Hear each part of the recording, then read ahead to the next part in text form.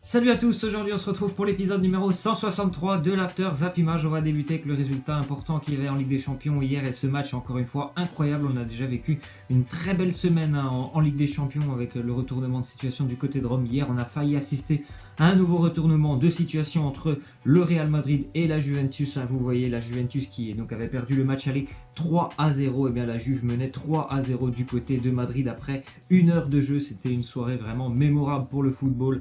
Après le match s'est terminé à 3-1, but de Ronaldo à la 97e minute, pas dans les prolongations, simplement but dans le temps additionnel. Il y a eu pas mal de problèmes lors de cette fin de match. En tout cas la Juventus a été vraiment incroyable de caractère par rapport à la semaine dernière où je pense qu'ils étaient au fond du trou. Cette équipe elle a vraiment répondu présent hier.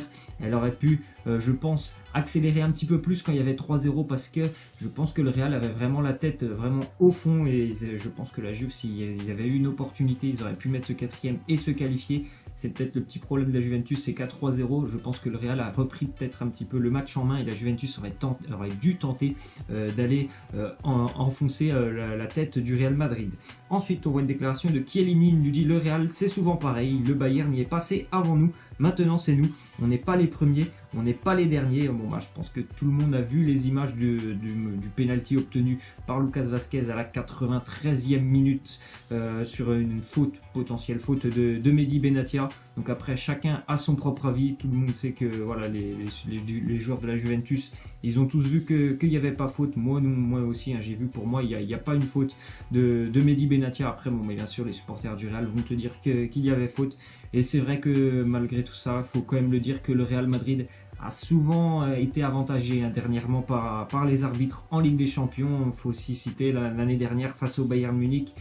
Voilà l'expulsion, je crois, d'Arturo Vidal. Il y a eu des pénaltys, des hors-jeux pas sifflés. Donc hier, c'est quand même assez cruel de prendre un but à la 93e minute sur une faute qui, s'il y a faute, elle est vraiment pas énorme s'il y a faute. Donc voilà, une grosse déception quand même du côté de la Juventus. Ensuite, on voit une déclaration de Buffon, il nous dit cet arbitre n'a pas de cœur, il a un sac poubelle à la place du cœur. Si tu n'as pas de personnalité et de courage, tu vas en tribune regarder le match avec ta femme et un soda. Je pense vraiment que voilà, c'est sûr que c'est ne pas avoir de personnalité, de siffler un penalty à Madrid pour le Real Madrid à la 93e minute. Je pense que ça, c'est vraiment pas avoir de personnalité. En plus, ce qui est assez étrange, c'est que je suis allé voir un petit peu les statistiques de cet arbitre, Michael Oliver. C'était simplement son 8e match de Ligue des Champions.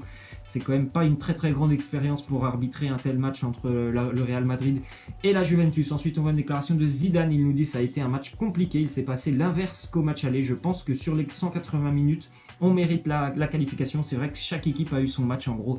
Le Real Madrid a fait un très bon match du côté de Turin. La Juve hier a été exceptionnelle du côté de Madrid. C'est pour ça que je pense qu'une prolongation aurait été normale et logique au vu du match. Après bon, le Real Madrid n'a pas volé sa qualification non plus. Je dis pas ça parce que sur le match aller, ils ont été assez impressionnants.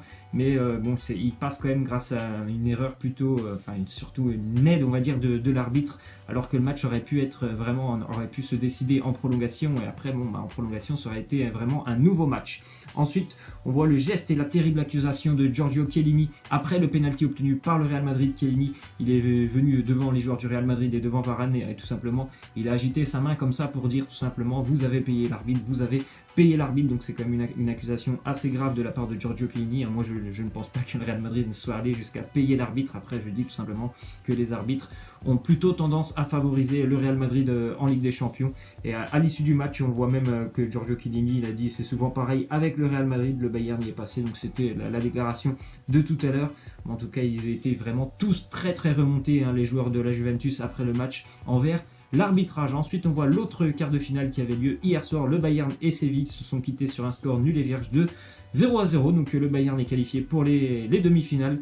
Match globalement dominé par le Bayern qui a eu quelques occasions, mais c'était vraiment un match plutôt ennuyant parce que voilà, tout simplement les Sévillans eux aussi ont eu très peu d'occasions finalement. Donc on a très vite compris que le Bayern allait se qualifier pendant ce match. Ensuite, on voit une déclaration de Kostas Mitroglou. Il nous dit: comme mes équipiers, je suis à 100% pour ce match important. À nous de montrer de quoi nous sommes capables. L'Olympique de Marseille joue son avenir européen ce soir en recevant le RB Leipzig après le 1-0 pour Leipzig au match aller. L'OM va devoir retourner une situation qui me semble quand même ce qui me semble envisageable. Il n'y a que 1-0 pour Leipzig, donc Marseille déjà je pense va mettre au moins un but, et je pense tout simplement que Marseille moi je les vois se qualifier, les joueurs olympiens, ils vont être certainement surmotivés ce soir. Le Vélodrome sera plein, ça aussi c'est important, le Vélodrome qui sera plein, et je pense qu'ils vont tous être derrière l'Olympique de Marseille, donc j'espère vraiment que l'OM va le faire ce soir. Ensuite, nouvelle déclaration de Mitroglou, il nous dit: j'ai encore 3 années de contrat, je veux gagner des titres ici, j'aime la ville et il n'est pas question de revenir en arrière, je veux faire encore plus. Donc pour Mitroglou, c'est vrai que bon, le début avec l'Olympique de Marseille a été compliqué, c'est toujours un petit peu compliqué quand il est sur le terrain, mais il y a des matchs où il est plutôt bon, il y en a beaucoup aussi où il n'est pas très intéressant dans le système de jeu de Rudy Garcia. Après, il a envie de rester là, il se plaît du côté de Marseille, donc c'est normal qu'il fasse ce genre de déclaration. Il a quand même un contrat de 3 ans avec l'Olympique de Marseille, Kostas Mitroglou. Ensuite, on voit une déclaration de Kevin Trapp, le gardien parisien. Il nous dit: le meilleur gardien de Ligue 1 hors Paris, je pense que c'est Steve Mandanda. Il faut dire qu'il est vraiment très fort, c'est un très bon gardien. L'OM qui ne comptera pas sur Mandanda ce soir, toujours blessé, donc ça sera visible très certainement un Pelé qui sera là pour garder les cages olympiennes ce soir. Après bon, moi, chacun a sa petite idée là-dessus. Moi j'ai une préférence pour Anthony Lopez niveau gardien en Ligue 1. Steve Mandanda est un très bon gardien, mais moi ma préférence c'est plutôt Anthony Lopez. Ensuite, on voit que l'Atlético Madrid serait prêt à offrir une prolongation de contrat à Antoine Griezmann, donc l'Atlético qui ne lâche pas, il veut vraiment pas que Griezmann quitte Madrid cet été. Il serait prêt à lui offrir un salaire de 20 millions d'euros quand même pour Griezmann, ce qui est quand même assez incroyable pour Griezmann. 20 millions d'euros pour un club comme l'Atlético. Après 20 millions d'euros c'est normal, Griezmann c'est un très grand joueur, vu le prix que certains clubs peuvent mettre par exemple sur Messi ou sur d'autres joueurs. C'est 20 millions, ça me semble plutôt normal pour Griezmann, mais après c'est que l'Atlético c'est pas un club qui normalement pose 20 millions d'euros sur un seul joueur. Là ils vont certainement le faire parce qu'ils ne veulent surtout pas lâcher la pépite qui est Antoine Griezmann. Actuellement il est quand même à 7 millions d'euros niveau salaire, donc ça serait une très grosse augmentation pour Griezmann. Après, est-ce que le Barça va aussi revenir à la charge? On verra tout ça certainement cet été. Ensuite, on voit qu'Ousmane Dembélé, il a liké une publication sur Instagram reprochant le choix d'Ernesto Valverde. En gros, il y a quelqu'un, un supporter du Barça, qui a dit: erreur de Valverde de ne pas l'avoir mis en 5 minutes de jeu. C'est vrai qu'il est rentré en toute fin de match, Dembélé, il nous dit: il a plus apporté que tous les joueurs en 85 minutes. Après bon, ça c'est chacun a sa petite vision aussi du match, et je pense que bon, Dembélé sur les 5 minutes qu'il a joué, il n'a pas pu faire grand chose, donc déjà ça me semble assez compliqué de dire qu'il a fait mieux que les autres joueurs en 85 minutes. Mais après c'est vrai que je pense qu'il aurait pu rentrer nettement avant Ousmane Dembélé. C'est vrai que le Barça a été plutôt défensif sur ce match. Je pense qu'ils sont venus tout simplement pour essayer de conserver le résultat. Voilà, ça s'est retourné contre eux. Et après, c'est sûr qu'Ernesto Valverde, il n'a pas fait d'excellents choix. Il aurait certainement dû le faire rentrer plus tôt pour essayer de déstabiliser la défense romaine. Ensuite, on voit que le Barça, donc pourquoi ils ont recruté cet été, va falloir peut-être qu'ils nous expliquent. Coutinho, donc il ne pouvait pas jouer la Ligue des Champions. Dembélé, il a joué 5 minutes face à la Roma. Paulinho, 25 minutes. Semedo, il a joué les 2 matchs face à la Roma. Deulofeu, il n'est pas là. Yerimina, il n'a pas pu jouer. Donc c'est vrai que il n'y a eu aucune recrue qui a été vraiment qui a eu beaucoup de temps de jeu face à la Roma. Donc c'est assez surprenant. Je pense vraiment que celle qui a le plus manqué, c'est certainement Paulinho, qui fait une très grosse saison. Je pense qu'il aurait vraiment eu sa place et il aurait été très important dans le milieu de terrain face à la Roma, avec notamment sa hargne, on va dire, sur le terrain. Ses nombreux duels gagnés, je pense que ça aurait été plutôt pas mal de le voir dans le milieu de terrain face à la Roma. Ensuite, on voit que Fabinho est considéré par le Paris Saint-Germain comme le candidat idéal pour pallier le départ à la retraite de Thiago Motta. Donc Monaco a fixé son prix à au moins 50 millions d'euros. Je pense qu'il va partir de Monaco cet été. Fabinho, ça fait déjà pas mal d'été qu'on entend qu'il doit quitter l'AS Monaco. Je pense que ça peut être le bon. Le Paris Saint-Germain est toujours très intéressé.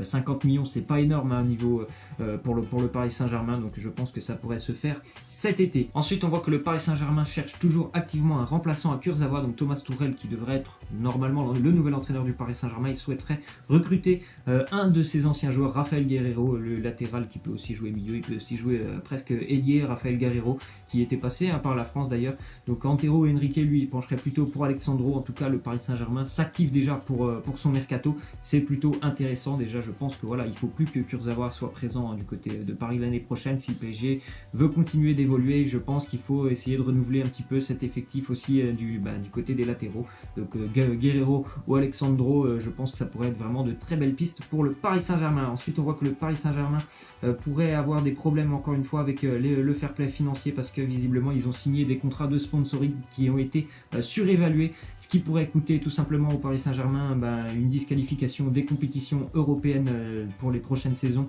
ou alors une forte amende. Donc on verra tout ça dans les prochaines semaines. Est-ce que le Paris Saint-Germain va pouvoir rentrer dans les clous du fair play financier? Ensuite, on voit une déclaration de Christophe Dugarry. Il nous dit: Pogba, c'est un génie, mais quand est-ce qu'il va en prendre conscience? Quand il a commencé à devenir un joueur marketing, il a perdu cette rage qu'il avait à la Juventus. Voilà, j'ai rien d'autre à ajouter. Je trouve qu'il a tout dit, Christophe Dugarry. Paul Pogba à la Juventus, c'était un monstre, et dès qu'il a pris tous les contrats et dès qu'il a été transféré à Manchester pour 100 millions d'euros, ça n'a plus été le même joueur. Donc j'espère qu'il va pouvoir revenir à son niveau de la Juventus. En tout cas, le talent, c'est sûr qu'il l'a. Après, il faut qu'il ait certainement aussi un petit peu de confiance et qu'il puisse, comme je l'ai dit, retrouver son niveau. Ensuite, on a une déclaration de Pierre-Emerick Aubameyang. Il nous dit: j'espère que nous aurons l'opportunité de jouer ensemble. C'est quelque chose que j'ai déjà dit quand je suis arrivé. Nous avons des styles différents, mais je pense qu'il y a des styles qui sont complémentaires. Il nous parle d'Alexandre Lacazette. Je sais pas, peut-être qu'ils seront alignés les deux ensemble titulaires ce soir face au CSK à Moscou. Après, moi je ne suis pas sûr que ces deux joueurs puissent vraiment jouer ensemble, Alexandre Lacazette et Pierre-Emerick Aubameyang, déjà parce qu'ils ont des styles plutôt similaires déjà dans le profil, on va dire, dans la place aussi sur le terrain, et c'est plutôt vraiment des joueurs axiaux, donc ça me semble assez compliqué de les voir ensemble. Après, moi j'espère qu'ils vont me faire mentir. Ensuite, on va terminer donc avec la question de fin. Vous revoyez encore une fois cette image entre Mehdi Benatia et le contact avec Lucas Vazquez. Donc vous voyez, pour moi, je vois très bien que Mehdi Benatia, il veut essayer de prendre le ballon, il essaye surtout de prendre le ballon, et il essaye aussi surtout de ne pas faire faute. Donc pour vous, est-ce qu'il y avait penalty? Pour moi, c'est un non. Laissez-moi en commentaire ce que vous en pensez de cette faute. Voilà, j'espère que cet épisode vous aura plu. Je vous laisse, je vous dis à demain. Ciao!